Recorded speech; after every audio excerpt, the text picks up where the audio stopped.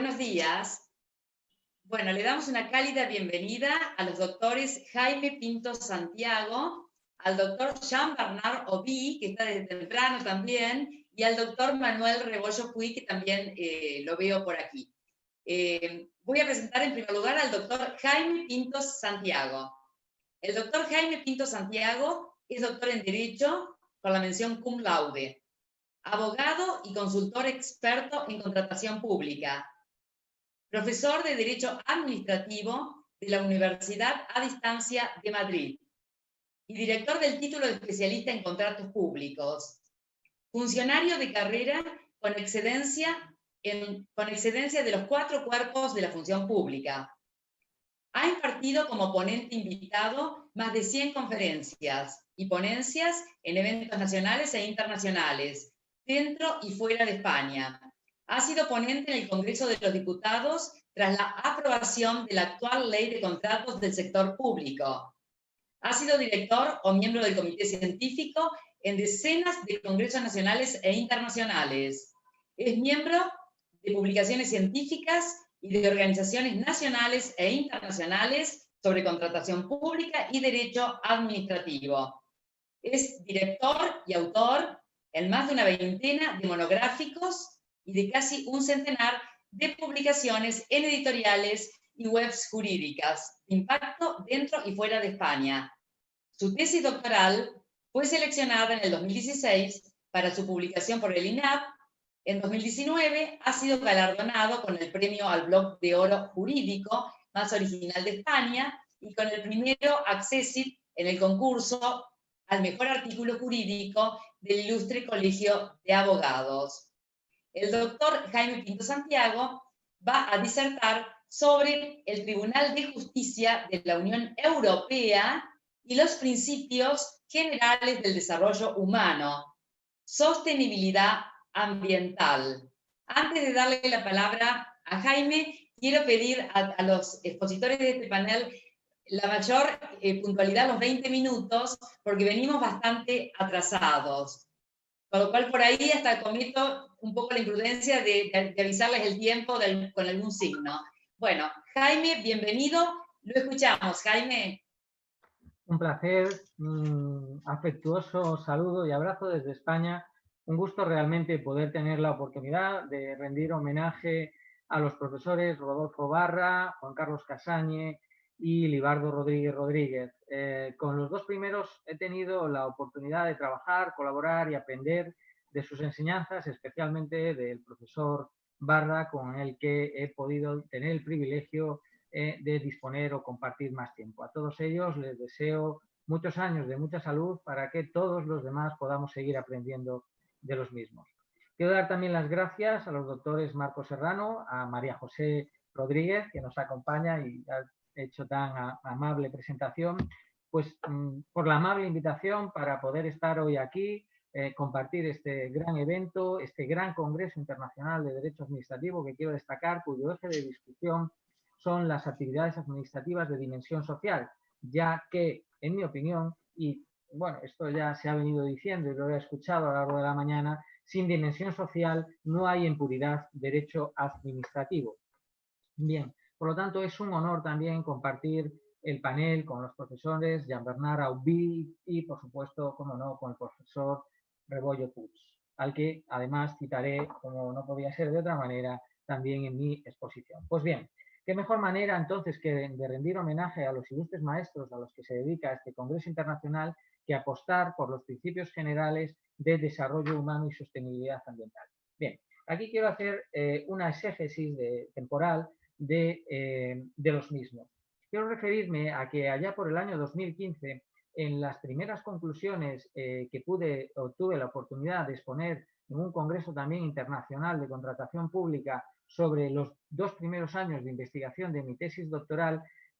en aquel momento fue la primera manifestación de la necesidad de incorporar los principios generales de desarrollo humano y sostenibilidad ambiental al ámbito, al derecho positivo de la contratación pública en el marco de la Unión Europea y en el derecho español concretamente, que como bien se sabe es transponedor del derecho de la Unión Europea. Bien, aquellos primeros avances de 2 años de estudio verían su resultado posterior un año después con la publicación de la tesis, que finalmente, he de decir, fue seleccionada por el Instituto Nacional de Administración Pública, como bien creo que ha adelantado la propia María José Rodríguez. Bien, en aquella exposición yo decía que, partiendo de una escalada en gradas, podríamos decir, en peldaños, si se quiere entender de una manera más gráfica,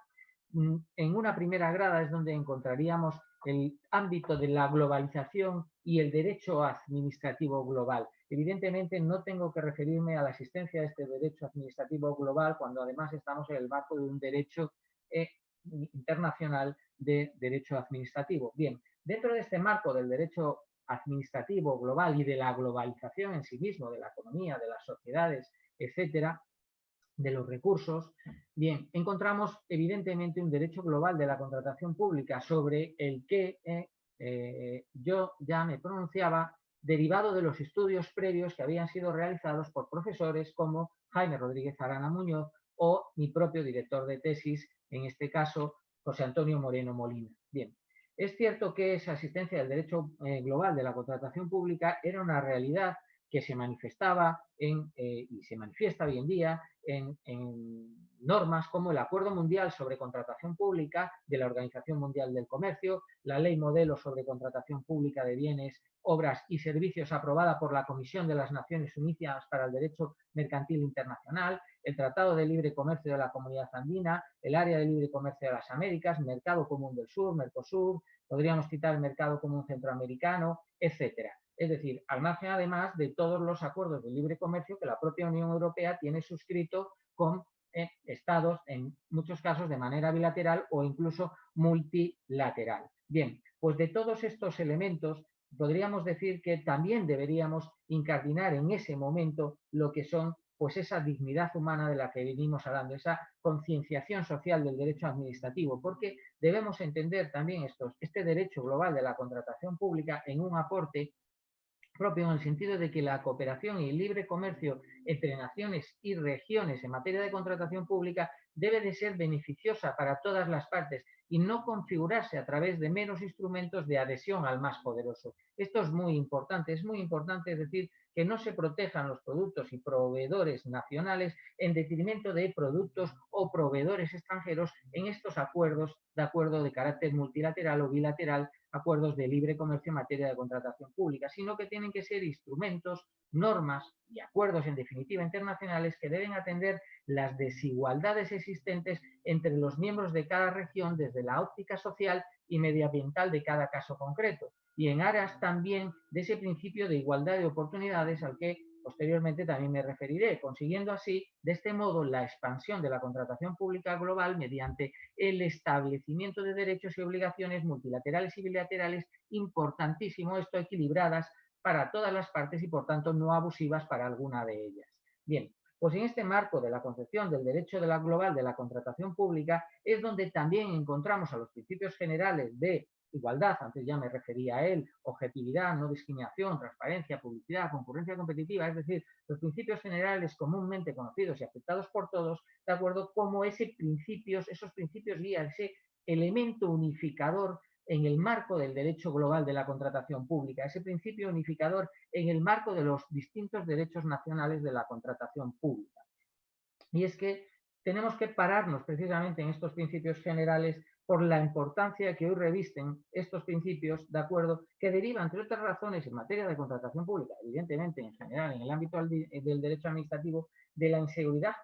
jurídica generada por la corriente enorme, modificadora de las normas y también, en este caso, de la dispersión legislativa como consecuencia de ello. De ahí deriva precisamente la importancia de su positivización en el derecho escrito, que es hacia donde avanza, de acuerdo, lo que yo estoy trasladando, la positivización en el derecho de la contratación pública de dos principios generales, ya dicho, desarrollo humano y sostenibilidad ambiental. Bien, ¿en aras de qué? De esa mayor seguridad jurídica. Respecto de los principios generales, decía el profesor Casañi que, y cito, tienen sus cimientos en el respeto del ser humano o en la naturaleza de las cosas, ¿de acuerdo? También, citando al profesor Del Piaccio, tenemos que los principios generales constituyen, pues, verdaderos cimientos que cumplen la triple función de servir como, uno, criterio de interpretación de las normas escritas, 2, de colmar las lagunas o vacíos normativos y 3, de constituir el medio más idóneo para asegurar la unidad dentro de la pluralidad de preceptos que se aplican en las administraciones públicas. Por tanto, llegados a este punto, a los principios generales, podemos afirmar que podríamos dividir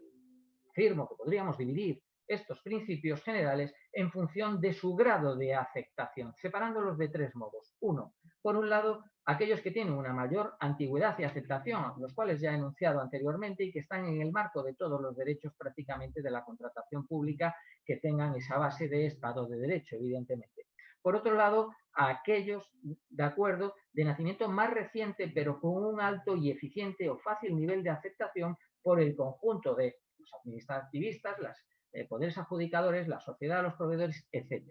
Y por último, en un tercer bloque, podríamos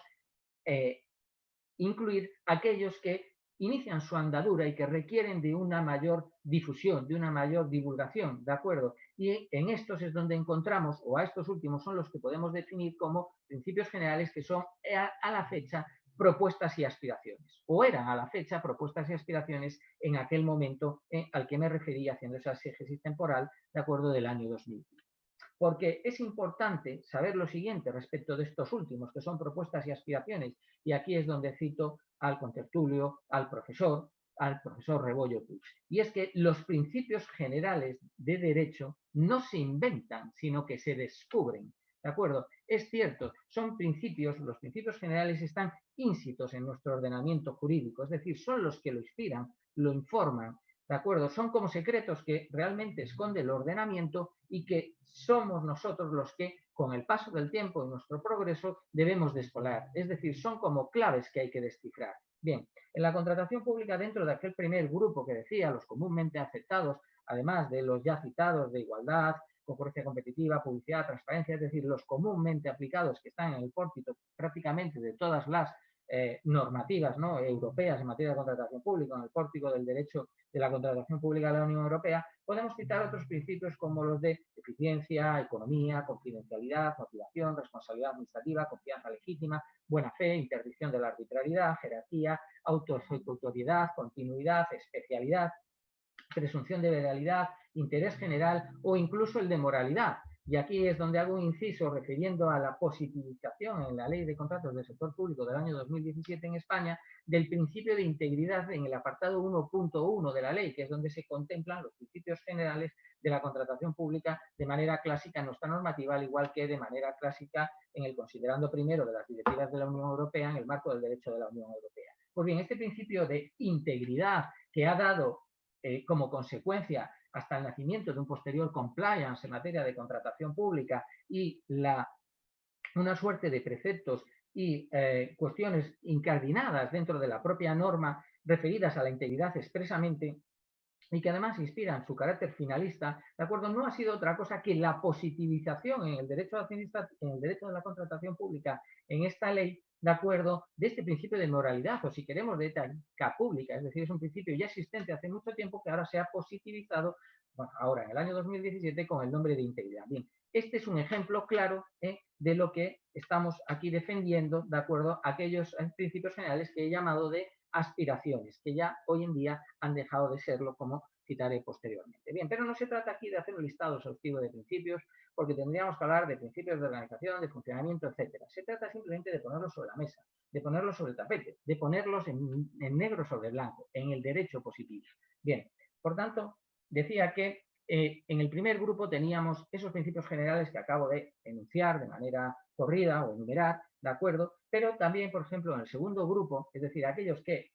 son novedosos, pero son de fácil aceptación, ¿de acuerdo? Dentro de ese grupo, un segundo grupo, por ejemplo, un ejemplo claro sería el principio de vigencia tecnológica. Es decir, nadie cuestiona los avances tecnológicos ni la incorporación de la tecnología de la información y las comunicaciones a los ámbitos del derecho administrativo, social, etcétera. Por tanto, ese sería un principio general de vigencia tecnológica comúnmente aceptado y que ya figura además en ordenamientos jurídicos del derecho comparado en Latinoamérica. Bien, quiero recordar que es Perú, pero creo recordar con seguridad que es Perú, el país que lo tiene incluido. Pero dentro de ese tercer grupo, en materia de contratación pública, podemos enclavar, y eso es de lo que se trata y es lo que ha pasado, en cierto modo, o en gran medida, mejor dicho, como principios o verdaderos principios generales a los principios de desarrollo humano y promoción de la sostenibilidad ambiental. Y ese es el kit de la cuestión, porque si bien, y conforme a todo lo que venimos escuchando en este congreso y lo que se entiende como esta nueva corriente que decía el profesor que nos ha precedido, innovadora de la incorporación de lo social al derecho administrativo, si bien a primera vista esta concepción hace un quinquenio podía parecer ilusoria, lo cierto es que, insisto, como citaré en una sentencia del Tribunal de Justicia de la Unión Europea, es una cosa que ya se ha materializado. Y es más, es que creo que no podemos entender un derecho global de la contratación pública ni un derecho nacional de la contratación pública, por tanto, un derecho administrativo que no esté enfocado al respeto de los derechos del ser humano, ¿de acuerdo? Y al respeto del medio ambiente en mejora de la calidad de vida. De forma que igualmente que debe estar impregnado por los principios generales comúnmente aceptados, es necesario que esté impregnado de acuerdo por estos principios. Entendidos del siguiente modo, entendidos en el modo del principio de desarrollo humano, entendido en la doble vertiente de no dejar de lado, y esto es muy importante, al ser humano, al usuario final, al beneficiario final, de acuerdo, de forma que a la vez que se cumplen las metas y objetivos que satisfacen las necesidades buscadas por el propio contrato, ¿de acuerdo? Se tenga en cuenta a ese tercer sujeto que realmente es del contrato, que es el destinatario usuario final. Porque si entendemos el principio general de interés general en un sentido amplio, cuando a una propia prestación se da para uso propio o destinatario de la propia administración, esta administración no lo hace sino que para cumplir sus propios fines, que son, por tanto, el cumplimiento del interés general. Y otro elemento donde debe ser contenido ese principio o interpretado ese principio de desarrollo humano, ya me he referido a él antes, es en el sentido de que debe ser también entendido en este marco global de la contratación pública, en el sentido de que la cooperación entre naciones y comunidades o regiones debe ser beneficiosa para todas las partes y no solo a través de meros instrumentos, como decía antes, de adhesión al más poderoso, sino que esos instrumentos deben atender las desigualdades existentes entre los miembros de cada región desde la óptica social de cada caso concreto. Esto es importante, consiguiendo así, de este modo, pues la expansión de la contratación pública, de acuerdo, a través de este establecimiento de derechos y obligaciones de una manera multilateral equilibrada. Y esto no puede ser llevado a cabo de manera correcta si además no lo tenemos incorporados a nuestros principios de acuerdo generales en nuestro marco normativo. ¿Cómo podemos pensar en un acuerdo multilateral que respete el principio de igualdad o de concurrencia competitiva si en el marco de los estados firmantes no contemplan ese principio de acuerdo en su propia normativa? Es algo, una pregunta que nos podríamos hacer. Y el principio de sostenibilidad ambiental entendido en el sentido de lo siguiente, 3 puntos claros, desde el punto de vista de las compras verdes, desde el punto de vista de no generar un impacto negativo y desde el punto de vista de ver la sostenibilidad del bien durante su vida útil y el coste de la eliminación incluido de acuerdo de ese bien. Bien, esto es lo que ya ha sido incorporado y se conoce como el coste del ciclo de vida en el marco de la normativa europea. Recogiendo, por tanto, la influencia europea en nuestra ley de contratos de sector público, esta trata de conseguir que se utilice la contratación pública como instrumento para implementar las políticas tanto europeas como nacionales en materia social, medioambiental, de innovación y desarrollo y de promoción de las pymes, ¿de acuerdo? Es así que la ley de contratos del sector público, la del año 2017, ha reforzado considerablemente estas consideraciones de carácter social, medioambiental, innovación y desarrollo, desde el punto de vista de que es posible incorporarlas, de acuerdo, en las distintas fases del contrato, admisión, preparación, adjudicación y posteriormente ejecución como condiciones de ejecución, vinculadas, eso sí, al objeto del contrato. Y aquí es donde viene la importante sentencia, de acuerdo, de 30 de enero del año 2020, en el asunto C-395/2018, donde el Tribunal de Justicia de la Unión Europea, en su fundamento jurídico 38, referido al artículo 18 de la Directiva del año 2014, número 24, que se titula Principios de la contratación pública, al establecer en el apartado segundo que, y abro comillas, los operadores económicos deben cumplir en la ejecución del contrato las obligaciones en materia medioambiental, social y laboral, Al decir esto, quiso erigir este requisito en principio, al igual que los demás principios contemplados, atención, en el apartado 1 del citado artículo, a saber, los principios de igualdad de trato, de no discriminación, de transparencia y de proporcionalidad, así como de prohibición de excluir la contratación del ámbito de aplicación de la Directiva 2014-24 o de restringir artificialmente la competencia. Cierro comillas. Bien, de ello se deduce claramente que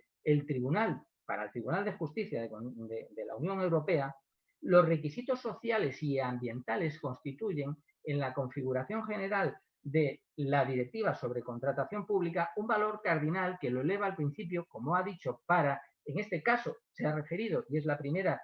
manifestación al respecto, a la fase única y exclusivamente de ejecución, pero lo eleva al valor cardinal de principios generales de la contratación pública para los contratistas, ¿de acuerdo? Cuyo respeto, por tanto, deben velar los Estados miembros en virtud del propio tenor literal del citado artículo 18.2 de la directiva. Bien, por lo que se refiere a las, y voy terminando, por lo que se refiere a las condiciones de ejecución a las que nos referíamos, nuestra ley incorpora en el año 2017 el artículo 202 que establece como obligatoriedad imperiosa, de acuerdo, la incorporación de una condición especial de ejecución de carácter social, medioambiental, ético o de innovación, o de las relativas al empleo. Bien, y esta obligación deriva del apartado 1.3 de la ley, que dice que volvamos al pórtico de la norma, al artículo 1.3, que dice que en toda contratación pública se incorporará de manera transversal y preceptiva criterios sociales y medioambientales siempre que guarden relación con el objeto del contrato en la convicción de que su inclusión proporciona una mayor relación calidad-precio en la prestación contractual. Por lo tanto, en el artículo 1.3 de la norma se incorpora, de acuerdo, esta referencia que deriva en ese artículo 202 que ya en la sentencia que he citado del Tribunal de Justicia de la Unión Europea de 30 de enero de 2020 lo eleva a rango de principio general conforme a los previstos en el apartado 18, artículo 18.2 de la propia directiva. Y ya en el año 2017, en un artículo que publicaba yo mismo, en mi autoría, en el Observatorio de Contratación Pública, decía que ese artículo 1.3, si bien no es esa positivización que vamos camino y vemos ya su primera manifestación, no es una positivización real de estos derechos, no deja sino de ser una manifestación más de esos principios generales de desarrollo humano y sostenibilidad ambiental en la contratación pública, ¿de acuerdo? Como posteriormente ha reconocido el Tribunal de Justicia de la Unión Europea. Y no debemos olvidarnos que el derecho de la contratación pública de la Unión Europea es un derecho de base jurisprudencial, de manera que cada generación de directivas de la Unión Europea, y vamos por la cuarta, lo que hace es recopilar e incorporar al derecho positivo los distintos pronunciamientos existentes en la materia. Por lo tanto, estamos ante un hito jurisprudencial, en este caso del Tribunal de Justicia de la Unión Europea, tal cual hizo, por ejemplo, en las sentencias Concordia Bush Finland, con los criterios sociales en aquel momento, de acuerdo, de carácter medioambiental, en concreto la sentencia Concordia Bush Finland, pues en este caso estamos en una elevación ya de esos, podríamos llamar, aspectos ecosociolaborales a un estadio en la fase de ejecución, cuando se incorpora como parte contractual del contrato, a un estadio, decía, de principio general, lo cual supone para el ámbito del derecho administrativo y de la contratación pública un antes y un después, ¿de acuerdo? Y que probablemente verá su positivización en próxima generación de directivas.